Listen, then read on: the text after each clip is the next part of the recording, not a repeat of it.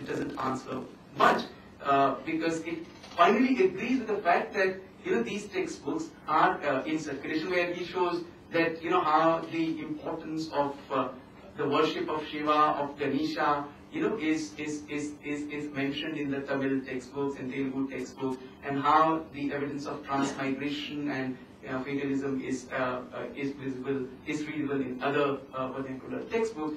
And he says that if you simply say that these textbooks are not prescribed by us but by the university, then also it's problematic, because a professedly Christian government cannot allow to teach what he called immorality or idolatry. And the universities were more or less autonomous and independent in their right to choose textbooks, and so autonomous that by Curzonski, what happened that the Curzonski administration viewed universities as a source of danger because of this autonomy to prescribe whatever they want to prescribe. And the same right was there with the aided and unaided but recognized schools. That they were free to choose any textbooks they wanted to opt for. It's a different thing that mostly they went for the textbooks that would also help their students to fetch good marks in the exams. But they were free, so very often the parallel textbooks were used. That certain textbooks required for the examination, certain textbooks that the school will take care of inside.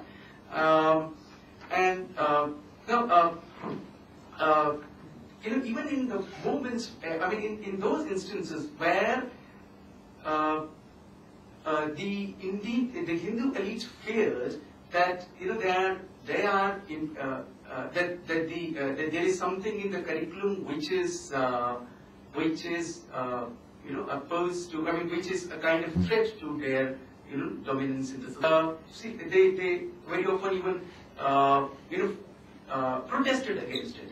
It happened, for example, when in Madras presidency there was a textbook, Telugu textbook selection from Vemana, which was introduced on the recommendations of the missionaries, and where Vemana criticizes various aspects of Brahminical culture and belief and so on and so forth. And that's something that created a kind of fury, and about 2/3 teachers in the Madras presidency in 1870s were Brahmins, so their official, they got finally the official support, and the textbook was then disapproved by the textbook committee with the argument that the Hindu orthodoxy cannot be compelled to teach something which it considers heretical.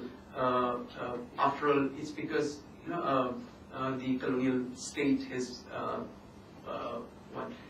guaranteed the religious neutrality, particularly after 1857. So, what you find is that when you look at, say, the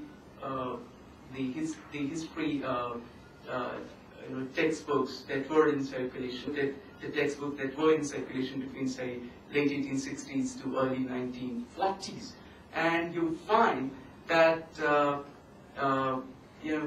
there couple of points just be like the major parts of the textbooks on, say, ancient Indian history will be based on the detailed description about certain ancient scriptures like Ramayana, Mahabharata, Vedas, and Puranas, and these descriptions would not come in the way of the historical analysis, it's from the historiographical perspective, rather in the simple story forms. Okay? And as if the student is asked to imbibe certain values. Say, so the presence of interreligious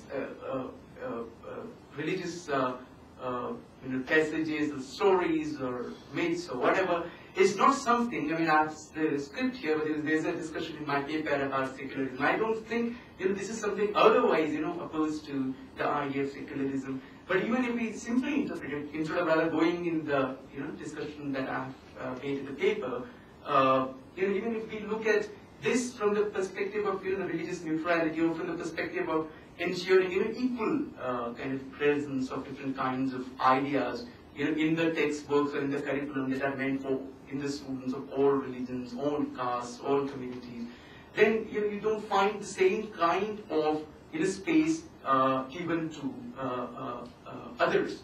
And you find rather, I mean, I've cited elsewhere as well long quotations where it's the textbooks depict different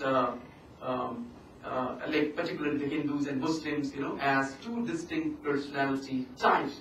And it was in 1870s when in 1860s when Raja Shiv Prasad published his 3-volume on the history of India.